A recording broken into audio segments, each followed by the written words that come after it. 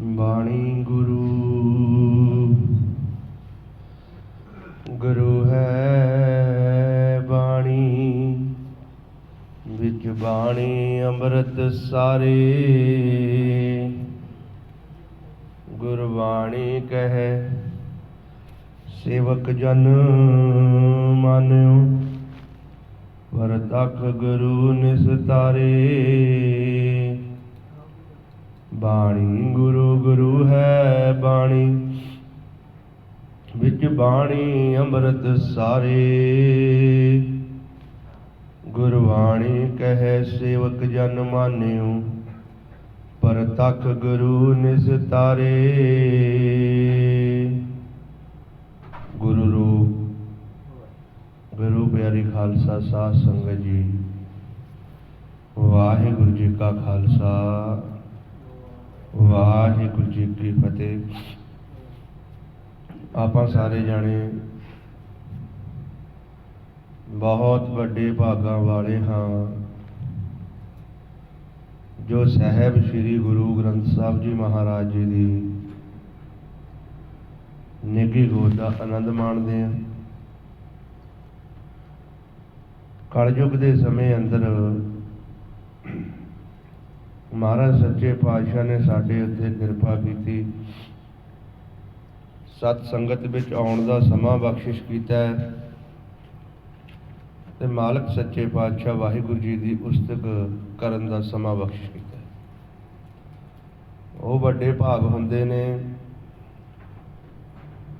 ਜਿਹੜੇ ਗੁਰਮੁਖ ਜਨ ਪਰਮਾਤਮਾ ਦਾ ਨਾਮ ਜਪਦੇ ਨੇ, ਪਰਮਾਤਮਾ ਦੇ ਮਾਰਗ ਤੇ ਚੱਲਦੇ ਨੇ, ਉਹਨਾਂ ਦੇ ਵੱਡੇ ਭਾਗ ਹੁੰਦੇ ਨੇ। ਹੁਣ ਜਿਹੜੇ ਗੁਰਮੁਖ ਪਰਮਾਤਮਾ ਦਾ ਨਾਮ ਨਹੀਂ ਜਪਦੇ,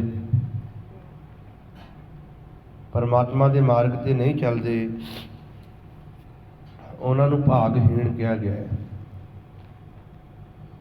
ਪਿਛਲੇ ਜਨਮਾਂ ਦੀ ਕਮਾਈ ਹੋਣ ਕਰਕੇ ਸੱਚੇ ਪਾਤਸ਼ਾਹ ਨੇ ਕਿਰਪਾ ਕੀਤੀ, ਆਪਾਂ ਪੁਰਾਤਨ ਸਮਿਆਂ ਤੋਂ ਪਿਛਲੇ ਜਨਮਾਂ ਤੋਂ ਥੋੜ੍ਹੀ ਥੋੜ੍ਹੀ ਮਿਹਨਤ ਕਰਦੇ, ਮਾਲਕ ਦੇ ਰਸਤੇ ਤੇ ਉੱਤੇ ਚੱਲਦੇ,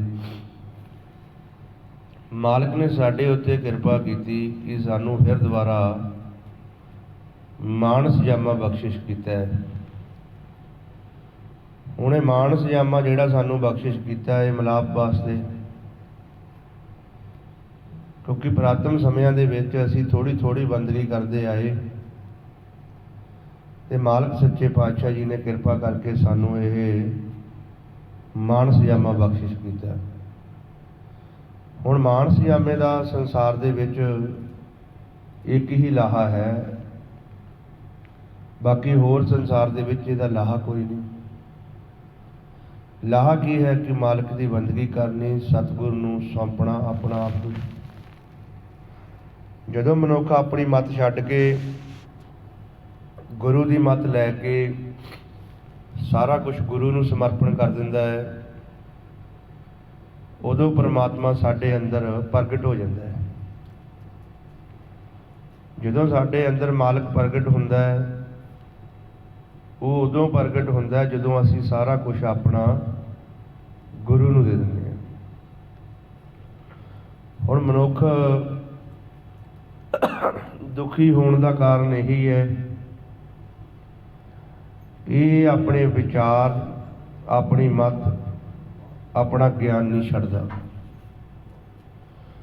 ਹੁਣ ਜਿੰਨਾ ਚਿਰ ਆਪਣੀ ਮੱਤ, ਆਪਣੇ ਵਿਚਾਰ, ਆਪਣਾ ਗਿਆਨ ਨਹੀਂ ਛੱਡਦਾ, ਉਨਾ ਚਿਰ ਇਸ ਸੰਸਾਰ ਦੇ ਵਿੱਚ ਸਾਨੂੰ ਕਿਤੇ ਵੀ ਢੋਈ ਨਹੀਂ ਮਿਲਦੀ ਤੇ ਸੁੱਖ ਨਹੀਂ ਮਿਲਦਾ।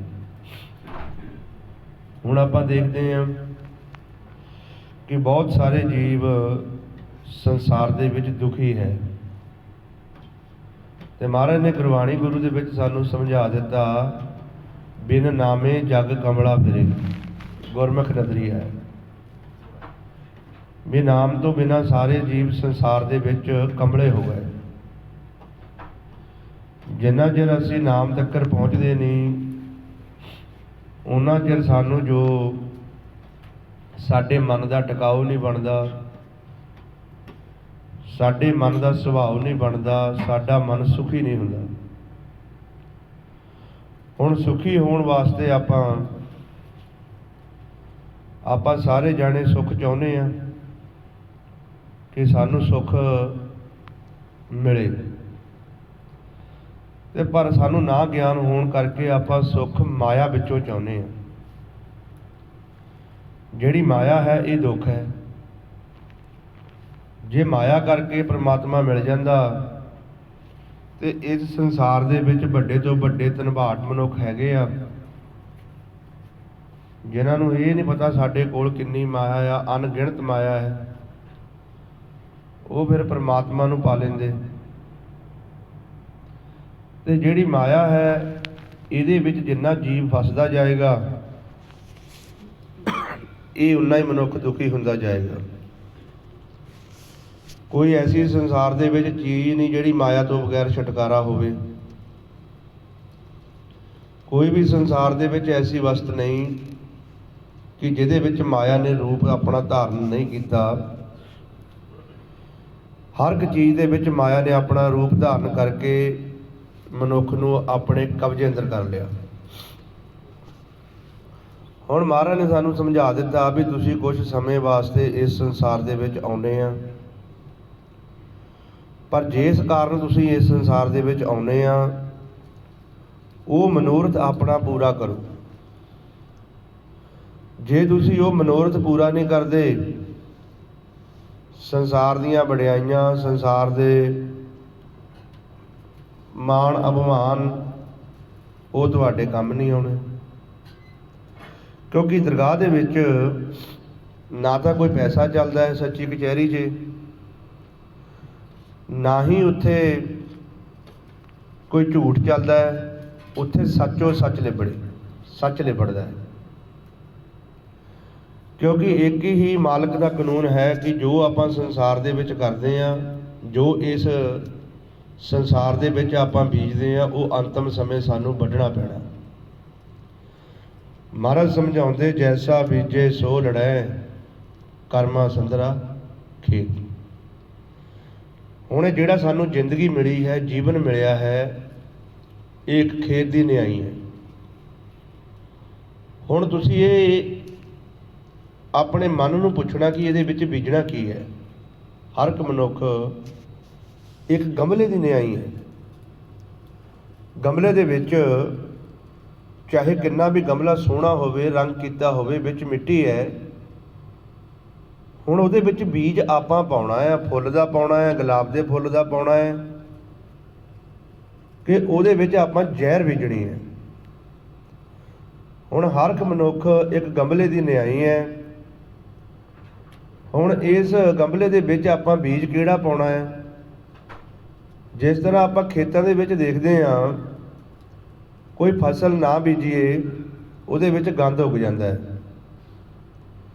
ਚਾਹੇ ਉਹ ਜਿੰਨਾ ਮਰਜ਼ੀ ਆਪਾਂ ਵਾਹੀ ਕਰੀ ਚਲੀਏ, ਉਹਨੂੰ ਵਾਹ ਲਈਏ, ਜੋ ਮਰਜ਼ੀ ਕਰੀ ਚਲੀਏ, ਉਹ ਫੇਰ ਉੱਗ ਜਾਂਦਾ ਹੈ। ਕਿਉਂਕਿ ਉਹਦਾ ਜਿਹੜਾ ਬੀਜ ਹੈ ਉਹ ਗਹਿਰੇ ਤਲ ਵਿੱਚ ਚਲਾ ਗਿਆ ਹੈ। ਫਿਰ ਆਪਾਂ ਉਹਦੇ ਉੱਤੇ ਸਪਰੇਹਾਂ ਵੀ ਕਰਦੇ ਹਾਂ ਵੀ ਕਿਸੇ ਤਰੀਕੇ ਇਹ ਗੰਦ ਜਿਹੜਾ ਮਰ ਜਾਏ। ਇਸੇ ਤਰੀਕੇ ਸਾਡੇ ਮਨ ਦੇ ਵਿੱਚ ਐਸਾ ਇਹ ਨਾਮ ਨੂੰ ਛੱਡ ਕੇ ਐਸੇ ਵਿਕਾਰ, ਐਸਾ ਗੰਦ ਪੈਦਾ ਹੋ ਗਿਆ ਇਸ ਮਨ ਦੇ ਅੰਦਰ। ਇਹ ਮਨ ਗੁਰੂ ਨੂੰ ਪ੍ਰਮਾਣ ਨਹੀਂ ਹੁੰਦਾ। ਜਿੰਨਾ ਚਿਰ ਗੁਰੂ ਨੂੰ ਪ੍ਰਮਾਣ ਨਹੀਂ ਹੁੰਦਾ, ਉਹਨਾਂ ਚਿਰ ਇਹਦਾ ਮਨ ਦਾ ਛੁਟਕਾਰਾ ਨਹੀਂ ਹੁੰਦਾ। ਉਹਨਾਂ ਚਿਰ ਇਹ ਜਨਮ ਮਰਨ ਦੇ ਰੋਗ ਜਿਹੜੇ ਲੱਗੇ ਹੋਏ ਇਸ ਮਨ ਨੂੰ, ਉਹ ਕੱਟ ਨਹੀਂ ਹੁੰਦੇ। ਕਿਉਂਕਿ ਜਿਹੜਾ ਜਨਮ ਮਰਨ ਦਾ ਰੋਗ ਹੈ, ਇਹ ਸਾਨੂੰ ਸਭ ਤੋਂ ਵੱਡੀ ਬਿਮਾਰੀ ਹੈ। ਹੁਣ ਸਾਡੀ ਵੱਡੀ ਬਿਮਾਰੀ ਕੀ ਹੈ ਕਿ ਸਾਨੂੰ ਜਨਮ ਮਰਨ ਦਾ ਰੋਗ ਜਿਹੜਾ ਲੱਗਾ ਹੈ। ਪੁਰਾਤਨ ਸਮਿਆਂ ਦੇ ਵਿੱਚ ਵੀ ਅਸੀਂ ਇਹ ਜਨਮ ਮਰਨ ਤੋਂ ਸਾਡਾ ਛੁਟਕਾਰਾ ਨਹੀਂ ਹੋ ਰਿਹਾ, ਕਿਉਂਕਿ ਮਨ ਦੀ ਮੌਤ ਨਹੀਂ ਹੁੰਦੀ। ਮਨ ਜਿਹੜਾ ਹੈ, ਜਿੰਨਾ ਚਿਰ ਆਪਣੇ ਸਹੀ ਟਿਕਾਣੇ ਤੇ ਨਹੀਂ ਪਹੁੰਚਦਾ, ਆਪਣੇ ਪਿਤਾ ਦੇ ਕੋਲ ਨਹੀਂ ਪਹੁੰਚਦਾ, ਉਹਨਾਂ ਚਿਰ ਇਹ ਜਨਮ ਮਰਨ ਤੋਂ ਛੁੱਟ ਨਹੀਂ ਸਕਦਾ। ਹੁਣ ਇਹ ਮਹਾਰਾਜ ਸਮਝਾਉਂਦੇ ਵੀ ਤੁਸੀਂ ਮਨ ਨੂੰ ਇਸ ਤਰੀਕੇ ਵੇਧ ਦਿਓ, ਇਸ ਤਰੀਕੇ ਇਹਦੇ ਨਾਲ ਪ੍ਰੀਤ ਕਰੋ ਕਿ ਇਹ ਮਾਲਕ ਦਾ ਜੋ ਮਾਰਗ ਹੈ ਉਹ ਛੱਡੇ ਨਾ। ਮਹਾਰਾਜ ਸਮਝਾਉਂਦੇ ਕਹਿੰਦੇ ਹਰ ਸੋ ਪ੍ਰੀਤ ਅੰਤਰ ਮਨ ਵੇਦਿਆ ਹਰ ਬਿਨ ਰਹਿਣ ਨਾ ਜਾਈ। ਵੀ ਤੁਸੀਂ ਐਸਾ ਇੱਕ ਮਨ ਦਾ ਸੁਭਾਅ ਬਣਾ ਦਿਓ ਵੀ ਇਹ ਮਨ ਮਾਲਕ ਦਾ ਦਰ ਨਾ ਛੱਡੇ। ਹੁਣ ਸਾਨੂੰ ਪਰਮੇਸ਼ਰ ਦਾ ਦਰ ਨਹੀਂ ਪਤਾ ਵੀ ਦਰ ਕਿਹੜਾ ਹੈ। ਜਦੋਂ ਮਨ ਸਾਡਾ ਸੰਸਾਰ ਦੇ ਵਿਚਾਰ ਛੱਡ ਦਿੰਦਾ ਹੈ, ਹੁਣ ਆਪਣੇ ਆਹ ਭਰਵੱਟਿਆਂ ਤੋਂ ਉੱਪਰਲੇ ਪਾਸੇ ਕੀ ਹੈ? ਨਿਰੰਕਾਰ। ਇਹ ਦੇਸ਼ ਨਿਰੰਕਾਰ ਦਾ ਹੈ। ਇਸ ਤੋਂ ਉੱਪਰ ਇਹ ਕੇਸਗੜ੍ਹ ਹੈ। ਇਸ ਤੋਂ ਥੱਲੇ ਕੀ ਹੈ? ਇਹ ਸੰਸਾਰ, ਤਰਲੋਕੀ, ਇਹ ਮਾਇਆ, ਇਹ ਦਰ ਹੈ ਮਾਲਕ ਦਾ ਇੱਥੇ। ਹੁਣ ਇੱਥੇ ਐਂਟਰੀ ਕਰਨ ਵਾਸਤੇ ਸਾਨੂੰ ਇੱਥੇ ਤ੍ਰੈ ਗੁੱਡੀ ਤੇ ਬਹਿਣਾ ਪੈਣਾ। ਹੁਣ ਇੱਥੇ ਬਹਿਣ ਵਾਸਤੇ ਸਾਨੂੰ ਮਿਹਨਤ ਕਰਨੀ ਪੈਣੀ ਹੈ, ਕਿਉਂਕਿ ਇੱਥੇ ਆਪਣੇ ਅੰਦਰ ਅਨਹਦ ਸ਼ਬਦ ਇੰਨੇ ਚੱਲ ਰਹੇ ਆ, ਅਨਹਦ ਧੁਨਾਂ ਚੱਲ ਰਹੀਆਂ ਸਾਡੇ ਅੰਦਰ ਕਿ ਬੜੀ ਮਾਲਕ ਦੀ ਕਿਰਪਾ ਹੋ ਰਹੀ ਹੈ। ਜਦੋਂ ਮਨ ਸਾਡਾ ਇੱਥੇ ਬਹਿੰਦਾ ਮਨ ਸੁਖੀ ਹੋ ਜਾਂਦਾ, ਕਿਉਂਕਿ ਮਾਇਆ ਥੱਲੇ ਲੈ ਜਾਂਦੀ ਆ ਤਰਲੋਕੀ, ਮਨ ਉੱਪਰ ਚੌਥੇ ਪਦ ਵਿੱਚ ਚਲਾ ਜਾਂਦਾ ਹੈ। ਹੁਣ ਆਪਾਂ ਦੇਖਦੇ ਹਾਂ ਕਿ ਜਦੋਂ ਸਾਡਾ ਮਨ ਇਸ ਤੋਂ ਉੱਪਰ ਜਾਂਦਾ ਹੈ, ਉੱਪਰ ਮਾਲਕ ਹੀ ਮਾਲਕ ਹੈ, ਪ੍ਰਕਾਸ਼ ਹੀ ਪ੍ਰਕਾਸ਼ ਹੈ। ਹੁਣ ਮਨ ਨੂੰ ਉੱਪਰ ਲਿਜਾਣ ਵਾਸਤੇ ਜੋ ਸਾਨੂੰ ਗੁਰੂ ਗ੍ਰੰਥ ਸਾਹਿਬ ਜੀ ਮਹਾਰਾਜ ਦੀ ਬਾਣੀ ਦੁਆਰਾ ਜੋ ਸਾਨੂੰ ਉਪਦੇਸ਼ ਸਮਝਾਏ ਜਾਂਦੇ ਹੈ, ਉਹਨਾਂ ਨੂੰ ਅਸੀਂ ਕਮਾਉਣਾ ਹੈ। ਜਿੰਨਾ ਚਿਰ ਮਹਾਰਾਜ ਦੀ ਬਾਣੀ ਦੇ ਜੋ ਉਪਦੇਸ਼ ਹੈ ਸਾਨੂੰ ਅਸੀਂ ਉਹ ਕਮਾਉਂਦੇ ਨਹੀਂ, ਮਨ ਇੱਥੋਂ ਉੱਪਰ ਨਹੀਂ ਜਾ ਸਕਦਾ, ਨਿਕਲ ਨਹੀਂ ਸਕਦਾ। ਇਹ ਗੱਲ ਸੁਣਨ ਨੂੰ ਬੜੀ ਆਮ ਅਜੀਬ ਜਿਹੀ ਲੱਗਦੀ ਹੈ, ਪਰ ਜਦੋਂ ਅਸੀਂ ਪ੍ਰੈਕਟੀਕਲ ਕਰਾਂਗੇ ਫਿਰ ਪਤਾ ਲੱਗਦਾ ਹੈ। ਕਿਉਂਕਿ ਮਹਾਰਾਜ ਸਮਝਾਉਂਦੇ ਕਹਿੰਦੇ ਗੱਲੀ ਜੋਗ ਨਾ ਹੋਈ। ਵੀ ਗੱਲਾਂ ਜਿੰਨੀਆਂ ਆਪਾਂ ਮਰਜ਼ੀ ਕਰ ਲਈਏ, ਜੋ ਮਰਜ਼ੀ ਕਹਿ ਲਈਏ, ਪਰ ਜਿੰਨਾ ਚਿਰ ਸਾਡੀ ਜ਼ਿੰਦਗੀ ਦੇ ਵਿੱਚ ਅਭਿਆਸ ਨਹੀਂ, ਮਾਲਕ ਨਾਲ ਪ੍ਰੀਤ ਨਹੀਂ, ਮਾਲਕ ਦੇ ਦਰ 'ਤੇ ਨਹੀਂ ਬਹਿੰਦੇ, ਉਹਨਾਂ ਚਿਰ ਮਨ ਸਾਡਾ ਜੋ ਹੈ ਉਹ ਸੁਖੀ ਨਹੀਂ ਹੁੰਦਾ। ਹੁਣ ਆਮ ਤੌਰ 'ਤੇ ਜਿਹੜੇ ਜੀਵ ਸਿਮਰਨ ਬੰਦਗੀ ਵਾਲੇ ਆ, ਉਹਨਾਂ ਨੂੰ ਕਿਉਂ ਕਟੱਛ ਕੀਤੀ ਜਾਂਦੀ ਹੈ ਕਿ ਭਾਈ ਤੁਸੀਂ ਆਪਣੇ ਮੁੱਖ ਦੇ ਵਿੱਚੋਂ ਕੋਈ ਬਚਨ ਨਹੀਂ ਐਸਾ ਕੱਢਣਾ ਕਿ ਜਿਹੜਾ ਕਿਸੇ ਦੇ ਉੱਤੇ ਵੀ ਲਾਗੂ ਹੋਵੇ। ਜਦੋਂ ਮਨ ਸਾਡਾ ਤਰਲੋਕੀ ਦੇ ਉੱਤੇ ਬੈਠਾ ਹੁੰਦਾ ਸ਼ਬਦ ਦੇ ਵਿੱਚ, ਜੇ ਅਸੀਂ ਕਿਸੇ ਨੂੰ ਫਿੱਕਾ ਬਚਨ ਵੀ ਬੋਲ ਦਿੱਤਾ ਉਹ ਟੁੱਟਣਾ ਨਹੀਂ, ਕਿਉਂਕਿ ਮਹਾਰਾਜ ਨੇ ਸਾਨੂੰ ਸਮਝਾ ਦਿੱਤਾ ਵੀ ਤੁਸੀਂ ਅੱਛਾ ਹੀ ਬੋਲਣਾ, ਸਭ ਨੂੰ ਚੜ੍ਹਦੀ ਕਲਾ ਦਾ ਵਚਨ ਹੀ ਦੇਣਾ ਹੈ, ਚਾਹੇ ਮੂਹਰੇ ਦੁਸ਼ਮਣ ਕਿਉਂ ਨਹੀਂ ਬੈਠ ਕੇ ਆਉਣਗੇ।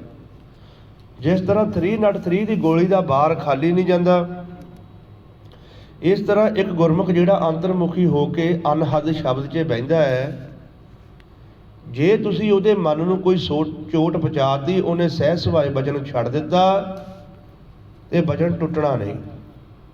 ਕਿਉਂਕਿ ਮਹਾਰਾਜ ਦੀ ਬਾਣੀ ਦਾ ਵੀ ਫਰਮਾਨ ਹੈ, ਸਾਧ ਬੋਲੇ ਸਹਿਜ ਸੁਭਾਏ, ਸਾਧ ਦਾ ਬੋਲਿਆ ਬਿਰਥਾ ਨਾ ਜਾਏ। ਜੇ ਆਪਾਂ ਸੰਸਾਰ ਦੇ ਵਿੱਚ ਵੀ ਕੋਈ ਸਹਿਜ ਸੁਭਾਏ ਵਚਨ ਕਰਦੇ ਹਾਂ, ਉਹ ਟੁੱਟਦਾ ਨਹੀਂ। ਪਰ ਕਦੋਂ ਨਹੀਂ ਟੁੱਟਦਾ? ਜਦੋਂ ਸਾਡਾ ਮਨ ਅਨਹਦ ਸ਼ਬਦ 'ਚ ਬੈਠਾ ਹੁੰਦਾ, ਸੰਸਾਰ ਭੁੱਲਾ ਹੁੰਦਾ। ਕਿਉਂਕਿ ਮਨ ਨੂੰ ਅਸੀਂ ਮਾਰਨਾ ਆ। ਜਿੰਨਾ ਚਿਰ ਮਨ ਨੂੰ ਅਸੀਂ ਮਾਰਦੇ ਨਹੀਂ, ਉਨਾ ਚਿਰ ਇਹ ਮਨ ਛੱਡਦਾ ਹੀ ਨਹੀਂ ਆਪਣਾ ਆਪ। ਮਹਾਰਾਜ ਸਮਝਾਉਂਦੇ ਕਹਿੰਦੇ ਮਨ ਮਰੇ ਧਾਤ ਮਰ ਜਾਏ, ਬਿਨ ਮੂਏ ਕੈਸੇ ਹਰ ਪਾਏ।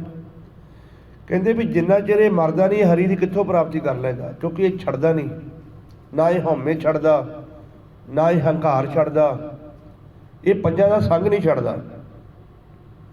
ਮਹਾਰਾਜ ਸਮਝਾਉਂਦੇ ਵੀ ਜੇ ਤੁਸੀਂ ਸੇਵਾ ਵੀ ਕਰਦੇ ਹੋ, ਗੁਰੂ ਘਰ ਵੀ ਆਉਂਦੇ ਹੋ, ਨਿਤਨੇਮ ਵੀ ਕਰਦੇ ਹੋ, ਤੇ ਮਹਾਰਾਜ ਸਮਝਾਉਂਦੇ ਕਹਿੰਦੇ ਕਾਮ ਨਾ ਵਿਸਰਿਓ, ਕ੍ਰੋਧ ਨਾ ਵਿਸਰਿਓ, ਲੋਭ ਨਾ ਛੁਟਕਿਓ ਦੇਵਾ। ਕਹਿੰਦੇ ਪਰ ਮੁਖ ਤੇ ਨਿੰਦਾ ਨਹੀਂ ਛੁੱਟੀ, ਨਿਫਲ ਪਈ ਸਭ ਸੇਵਾ। ਕਹਿੰਦੇ ਸਾਰੀ ਸੇਵਾ ਨਿਫਲ ਜਾ ਰਹੀ ਹੈ। ਹੁਣ ਆਪਾਂ ਸਾਰੇ ਜਾਣਿਆਂ ਨੇ ਕੀ ਕਰਨਾ ਕਿ ਇਸ ਮਨ ਨੂੰ ਮਾਰ ਕੇ ਰੱਖਣਾ ਹੈ। ਦੇਖੋ ਜੀ, ਇਹ ਮਾਰਗ ਜੋ ਹੈ ਸੰਤ ਮਾਰਗ ਹੈ।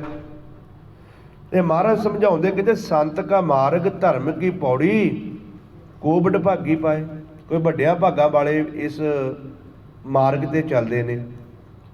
ਕਬੀਰ ਕਸੌਟੀ ਰਾਮ ਕੀ, ਝੂਠਾ ਟਿਕੇ ਨਾ ਕੋਏ, ਰਾਮ ਕਸੌਟੀ ਸੋ ਸਹੇ ਜੋ ਮਰ ਜੀਵਾ ਹੋਏ।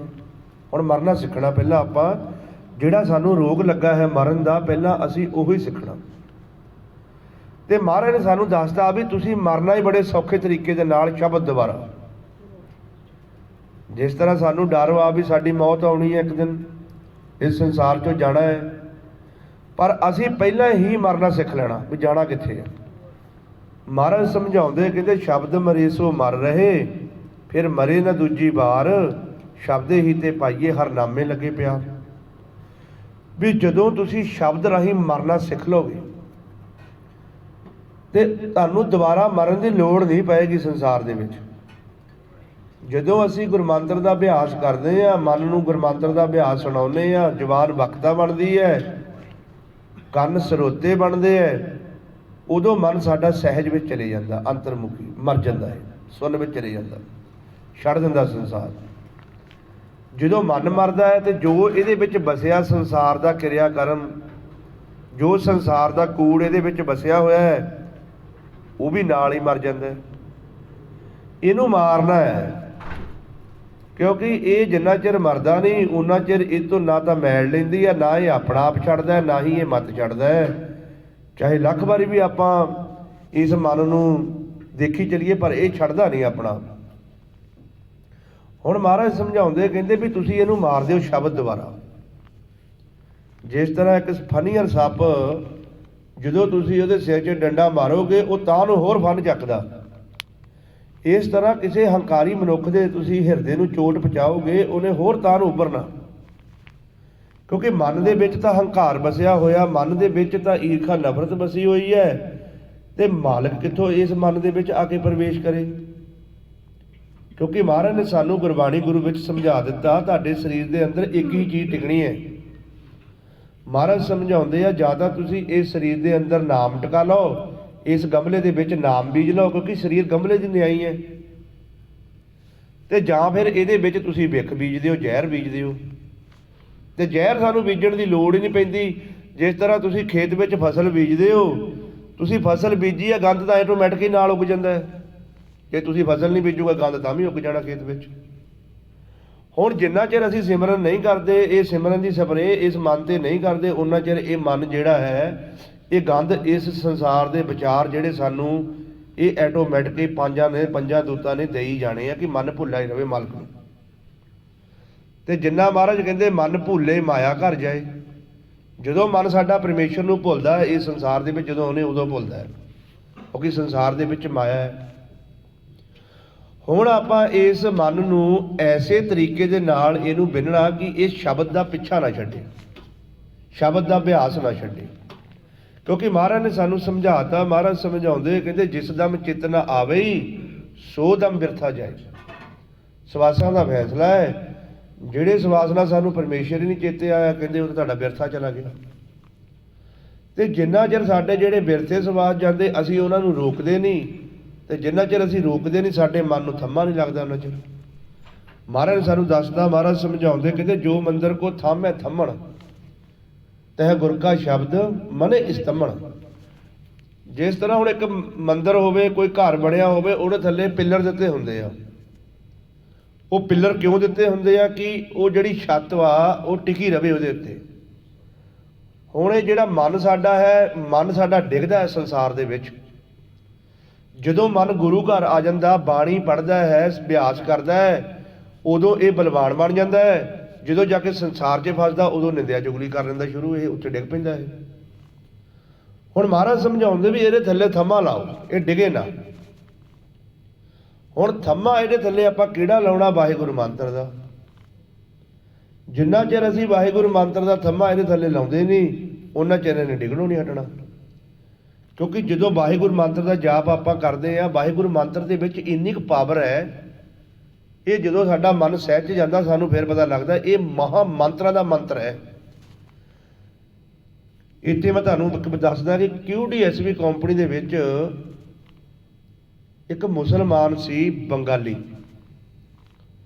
ਉਹਨੇ 2-3 ਮੰਤਰ ਸਿੱਧ ਕੀਤੇ ਸੀ। ਸੰਸਾਰ ਦੇ ਵਿੱਚ ਬਹੁਤ ਸਾਰੇ ਐਸੇ ਜੀਵ ਹੈ ਜਿਹੜੇ ਮੰਤਰ ਸਿੱਧ ਕਰ ਲੈਂਦੇ ਨੇ, ਚਲੋ ਭਲਾ ਵੀ ਕਰਦੇ ਨੇ ਉਹ, ਪਰ ਉਹ ਸਾਡਾ ਇਹ ਮਾਰਗ ਨਹੀਂ। ਮੇਰੀ ਆ ਚੀਚੀ ਦੀ ਇੱਕ ਹੱਡੀ ਜਿਹੜੀ ਆ ਚੀਚੀ ਹਿੱਲ ਗਈ ਮੇਰੀ।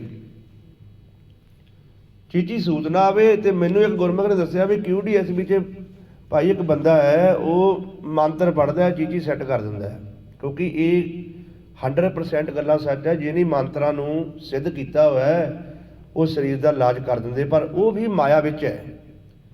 ਕਿਉਂਕਿ ਆਪਾਂ ਤਾਂ ਇਹਨਾਂ ਚੀਜ਼ਾਂ ਸਿੱਧੀਆਂ ਰਿਧੀਆਂ ਸਿੱਧੀਆਂ 'ਚ ਪੈਣਾ ਹੀ ਨਹੀਂ। ਸਾਡਾ ਤਾਂ ਮਾਰਗ ਹੀ ਸਿੱਧਾ ਨਿਰੰਕਾਰ ਨਾਲ ਮਿਲਾਪ ਕਰਨਾ। ਪਰ ਜੇ ਕੋਈ ਸਾਨੂੰ ਸੰਸਾਰ ਦੇ ਵਿੱਚ ਐਸਾ ਜੀਵ ਮਿਲਦਾ ਹੈ, ਕੋਈ ਸਾਡੇ ਸਰੀਰ 'ਤੇ ਕਸ਼ਟ ਹੈ, ਤੁਸੀਂ ਕਰਵਾ ਲਓ, ਕੋਈ ਉਹਦੇ ਵਿੱਚ ਦੁੱਖ ਨਹੀਂ। ਪਰ ਆਪਣੀ ਸ਼ਰਧਾ ਭਾਵਨਾ ਪਰ ਅਗਰ ਆਪਾਂ ਨਿਰੰਕਾਰ ਦੇ ਉੱਪਰ ਰੱਖਣੀ ਹੈ। ਸਾਡੇ ਸਰੀਰ 'ਚ ਕੋਈ ਸਾਡੇ ਪ੍ਰੋਬਲਮ ਆ ਜਾਂਦੀ, ਜੇ ਕੋਈ ਸਾਨੂੰ ਸੈੱਟ ਕਰ ਦਿੰਦਾ ਤਾਂ ਠੀਕ ਹੈ।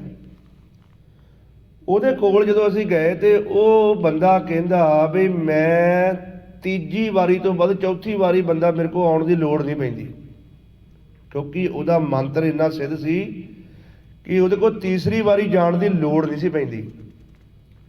ਏਡਾ ਤਕੜਾ ਉਹਨੇ ਮੰਤਰ ਸਿੱਧ ਸੀ। ਉਹਨੇ ਕਿਹਾ ਵੀ ਮੈਂ ਮੰਤਰ ਪੜ੍ਹਦਾ, ਤੇ ਜਦੋਂ ਉਹ ਮੰਤਰ ਪੜ੍ਹੇ ਉਹ ਫੂਕਾਂ ਜਿਹੀਆਂ ਮਾਰੀ ਚਲੇ ਹੱਥ ਦੇ ਉੱਪਰ, ਤੇ ਬਾਅਦ ਵਿੱਚ ਮੈਨੂੰ ਕਵੇ ਵੀ ਕਹਿ ਨਹੀਂ। ਹੁਣ ਮੈਨੂੰ ਪਤਾ ਨਹੀਂ ਵੀ ਨਹੀਂ ਕਿਹਨੂੰ ਕਹਿੰਦੇ ਆ। ਉਹ ਮੈਨੂੰ ਕਹਿੰਦਾ ਵੀ ਤੂੰ 3 ਵਾਰ ਆਉਣ ਦੀ ਲੋੜ ਆ, ਚੌਥੀ ਵਾਰ ਤੈਨੂੰ ਸਾਡੇ ਕੋਲ ਆਉਣ ਦੀ ਲੋੜ ਨਹੀਂ। 3 ਵਾਰ ਦੇ ਵਿੱਚ ਉਂਗਲ ਬਿਲਕੁਲ ਸਹੀ ਹੋ ਜਾਊਗੀ। ਅੱਜ ਦਾ ਦਿਨ ਆ ਜਾ, ਕੱਲ੍ਹ ਦਾ ਆ ਜਾ, ਪਰਸੋਂ ਦਾ ਆ ਜਾ। ਤੇ ਮੈਂ ਉਹਨੂੰ ਕਹਿਤਾ, ਮੈਂ ਕਿਹਾ ਵੀ ਤੂੰ 3 ਕਹਿੰਦਾ, ਮੈਂ ਤੇ ਕੋਈ 6 ਦਿਨ ਆਊਂ, ਤੂੰ ਉਂਗਲ ਸਹੀ ਕਰ ਦੇ। ਕਹਿੰਦਾ ਠੀਕ ਹੈ। ਜਦੋਂ ਅਸੀਂ ਉੱਥੇ ਬੈਠਿਆ ਕਰੀਏ ਤੇ ਉਹ ਮੁੰਡੇ ਪੰਜਾਬੀ ਸੀਗੇ, ਉਹਨਾਂ ਦੇ ਕੋਲ ਬੈਠਿਆ ਕਰੀਏ, ਉਹ ਮੇਰੀ ਇੱਦਾਂ ਉਂਗਲ ਨੂੰ ਫੜ ਕੇ ਤੇ ਇਹਨੂੰ ਮਲੀ ਚਲੇ ਤੇ ਮੰਤਰ ਪੜ੍ਹੀ ਚਲੇ, ਫੂਕਾਂ ਮਾਰੀ ਚਲੇ। ਤੇ ਮੈਂ ਉੱਧਰੋਂ ਨੇਤਰ ਬੰਦ ਕਰਕੇ ਵਾਹਿਗੁਰੂ ਦਾ ਜਾਪ ਕਰੀ ਚੱਲਾਂ। ਜਦੋਂ ਅੰਤਮ ਸਮੇਂ ਮੈਨੂੰ ਕਵੇ ਕਹਿ ਨਹੀਂ, ਤਾਂ ਪਰ ਕਹਿਣਾ ਪੈਣਾ ਸੀ। ਮੈਂ ਕਿਹਾ ਨਹੀਂ। ਉਹ 3 ਦਿਨਾਂ ਤੋਂ ਬਾਅਦ 5 ਦਿਨ ਲੱਗ ਗਏ, ਉਹ ਚੀਚੀ ਨੂੰ ਫਰਕ ਹੀ ਨਹੀਂ ਪਿਆ ਕੋਈ ਵੀ। ਉਹ ਮੈਨੂੰ ਕਹਿੰਦਾ ਵੀ ਤੂੰ ਮੰਤਰ ਕਿਹੜਾ ਸਿੱਧ ਕੀਤਾ ਹੈ।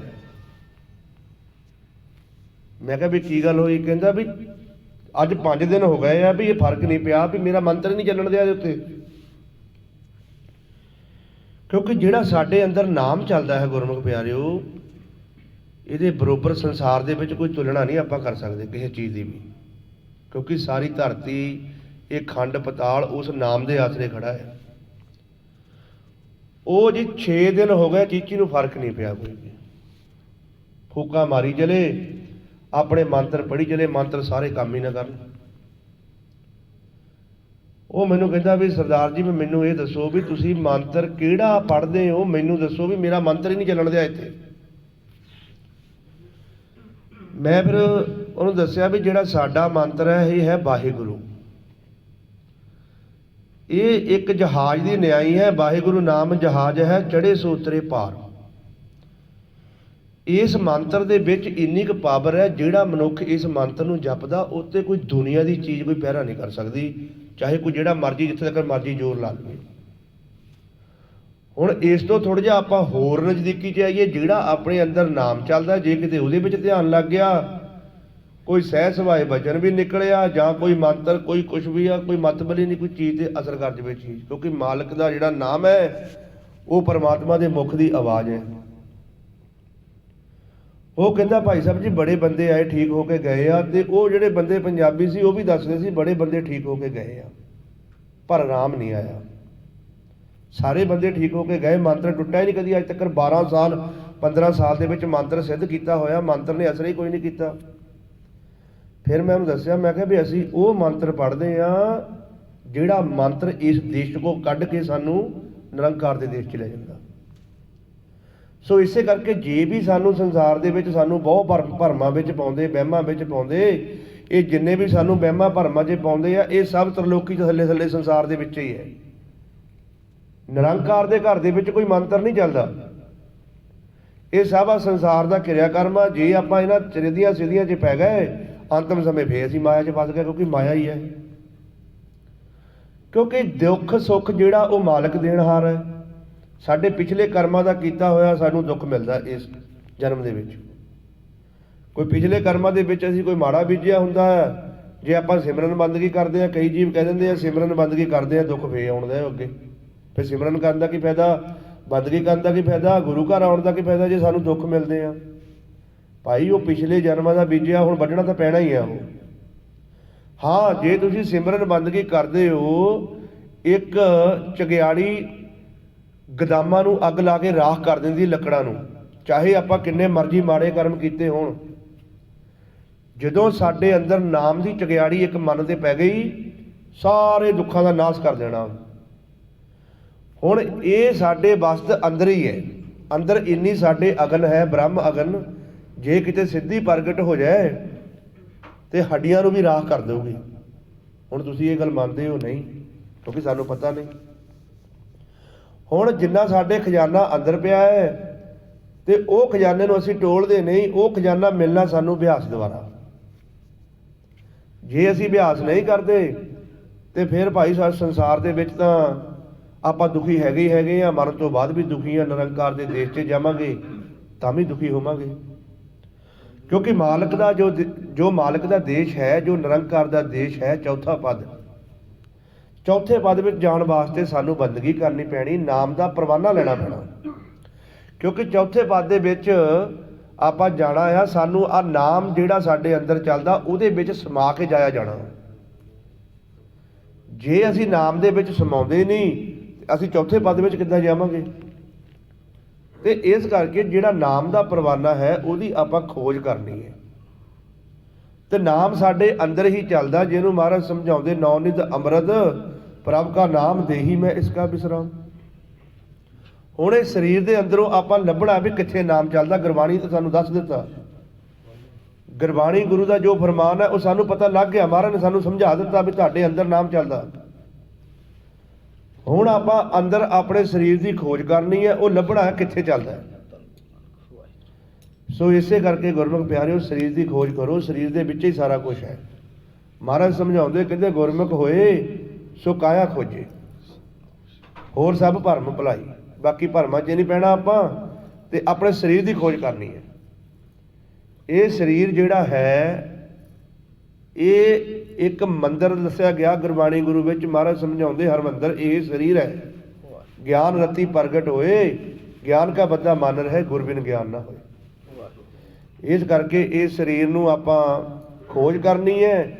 ਇਹਦੇ ਨਾਲ ਕਸ਼ਟ ਕੋਈ ਨਹੀਂ ਕਰਨੀ, ਇਹਨੂੰ ਤੰਗ ਨਹੀਂ ਕਰਨਾ। ਭਗਤੀ ਕਰਨ ਲੱਗਿਆ ਇਹਨੂੰ ਦੁੱਖ ਨਹੀਂ ਦੇਣਾ, ਕਿਉਂਕਿ ਗੁਰੂ ਨਾਨਕ ਪਾਤਸ਼ਾਹ ਜੀ ਮਹਾਰਾਜ ਨੇ ਸਾਨੂੰ ਸਿੱਧਾ ਸਮਝਾਇਆ ਹੈ। ਕਿਉਂਕਿ ਪੁਰਾਤਨ ਸਮਿਆਂ 'ਚ ਦੁੱਖ ਦਿੰਦੇ ਹੁੰਦੇ ਸੀ ਸਰੀਰ ਨੂੰ, ਤੇ ਭਗਤੀਆਂ ਕਰਦੇ ਸੀ, ਅੱਗ ਬਾਲ ਕੇ ਵਿੱਚ ਬਹਿ ਜਾਂਦੇ ਸੀ ਤੇ ਕੇਸ ਬੰਨ੍ਹ ਲੈਂਦੇ ਸੀ, ਸਰੀਰ ਨੂੰ ਕਸ਼ਟ ਦਿੰਦੇ ਸੀ। ਅੱਜ ਵੀ ਬਹੁਤ ਸਾਰੇ ਇਸ ਤਰ੍ਹਾਂ ਦੇ ਬਾਬੇ ਹੈਗੇ ਜਿਹੜੇ ਸਰੀਰ ਨੂੰ ਕਸ਼ਟ ਦੇ ਕੇ ਭਗਤੀ ਕਰਦੇ ਆ। ਪਰ ਗੁਰੂ ਨਾਨਕ ਪਾਤਸ਼ਾਹ ਜੀ ਸਾਨੂੰ ਮਹਾਰਾਜ ਨੇ ਸਮਝਾਇਆ, ਕਹਿੰਦੇ ਸ਼ਬਦ ਗੁਰੂ ਸੁਰਤ ਧੁਨ ਤੇਲਾ, ਵੀ ਸ਼ਬਦ ਨਾਲ ਮਿਲ ਜਾਓ, ਆਪਦੇ ਘਰ ਵਿੱਚ ਚਲੇ ਜਾਓ। ਤੇ ਇਸੇ ਕਰਕੇ ਸਰੀਰ ਨੂੰ ਦੁੱਖ ਦੇ ਕੇ ਕੋਈ ਭਗਤੀ ਨਹੀਂ ਕਰਨੀ। ਗੁਰੂ ਘਰ ਨੰਗੇ ਪੈਰੀ ਨਹੀਂ ਜਾਣਾ। ਜੇ ਤੁਸੀਂ ਗੁਰੂ ਘਰ ਨੰਗੇ ਪੈਰੀ ਜਾਂਦੇ ਹੋ, ਤੁਹਾਡੇ ਰਸਤੇ ਵਿੱਚ ਕੋਈ ਕਿੱਲ ਲੱਗ ਗਿਆ ਪੈਰ ਵਿੱਚ, ਤੁਸੀਂ ਤਾਂ ਸਰੀਰ ਮੰਦਰ ਦਾ ਪਹਿਲਾਂ ਤੁਸੀਂ ਦੁਖੀ ਕਰ ਦਿੱਤਾ, ਤਾਂ ਫਿਰ ਤੁਸੀਂ ਸੁੱਖ ਕਿੱਥੋਂ ਭਾਲਦੇ ਹੋ? ਬਹੁਤ ਸਾਰੀ ਸਾਡੀ ਕੌਮ ਐਸੀ ਹੈ ਕਿ ਉਹ ਆਪਣੇ ਸਰੀਰ ਨੂੰ ਦੁੱਖ ਦੇ ਕੇ ਗੁਰੂ ਘਰ ਜਾਂਦੇ ਨੇ। ਕਿਉਂਕਿ ਜੇ ਅਸੀਂ ਨੰਗੇ ਪੈਰੀ ਗੁਰੂ ਘਰ ਜਾਵਾਂਗੇ, ਸਾਡੇ ਪੈਰ ਦੇ ਵਿੱਚ ਕੋਈ ਵੱਡੀ ਪੱਥਰ ਲੱਗੇਗਾ ਤੇ ਪੈਰ ਤੇ ਜ਼ਖਮ ਹੋਏਗਾ। ਜਦੋਂ ਅਸੀਂ ਸਿਮਰਨ 'ਚ ਬੈਠਾਂਗੇ, ਧਿਆਨ ਸਾਡਾ ਬਾਰ-ਬਾਰ ਉੱਥੇ ਜਾਏਗਾ, ਵਿਚਾਰ ਟੁੱਟੇਗਾ ਨਹੀਂ ਅੰਦਰੋਂ। ਇਸ ਕਰਕੇ ਸਰੀਰ ਨੂੰ ਆਪਾਂ ਕੋਈ ਦੁੱਖ ਨਹੀਂ ਦੇਣਾ, ਇਹਨੂੰ ਸਹਿਜ ਸੁਭਾਅ ਰਿਲੈਕਸ ਕਰਕੇ ਸ਼ਬਦ ਦਾ ਅਭਿਆਸ ਕਰਨਾ। ਜਦੋਂ ਆਪਾਂ ਸ਼ਬਦ ਦਾ ਅਭਿਆਸ ਕਰਾਂਗੇ, ਆਟੋਮੈਟਿਕ ਇਹਨੂੰ ਸਹਿਜ ਸੁਭਾਅ ਛੱਡਣਾ, ਜਿੱਦਾਂ ਆਪਾਂ ਰਾਤ ਨੂੰ ਸੌਣ ਵੇਲੇ ਛੱਡਦੇ ਹਾਂ। ਫਿਰ ਸਾਡਾ ਜੋ ਅੱਗੇ ਖੇਲ ਚੱਲਣਾ ਹੈ, ਤੇ ਇਹਨੂੰ ਆਪਾਂ ਦੁੱਖ ਨਹੀਂ ਦੇਣਾ ਸਰੀਰ ਨੂੰ। ਸੋ ਇੰਨੀਆਂ ਕੁ ਵਿਚਾਰਾਂ ਕਰਦੇ ਗੁਰਮੁਖ ਪਿਆਰਿਓ, ਇੱਕ ਨਹੀਂ ਅਨੇਕ ਗਲਤੀਆਂ ਹੋ ਜਾਂਦੀਆਂ। ਆਪ ਜੀ ਬਖਸ਼ਣ ਆ ਰਹੇ ਹੋ ਤੇ ਗੁਰੂ ਗ੍ਰੰਥ ਸਾਹਿਬ ਜੀ ਮਹਾਰਾਜ ਬਖਸ਼ਣ ਆ ਰਹੇ ਹੋ, ਬਖਸ਼ ਦੇਣਾ ਜੀ। ਗੁਰਬਾਣੀ ਗੁਰੂ ਦੁਆਰਾ ਗੁਰਮੁਖ ਜਨਾਂ ਨੇ ਭੇਜ ਦਿੱਤਾ, ਭਾਈ ਸਾਹਿਬ ਭਾਈ ਸੇਵਾ ਸਿੰਘ ਜੀ ਦਰਬਾਰ। ਸੋ ਵਾਹਿਗੁਰੂ ਜੀ ਕਾ ਖਾਲਸਾ, ਵਾਹਿਗੁਰੂ।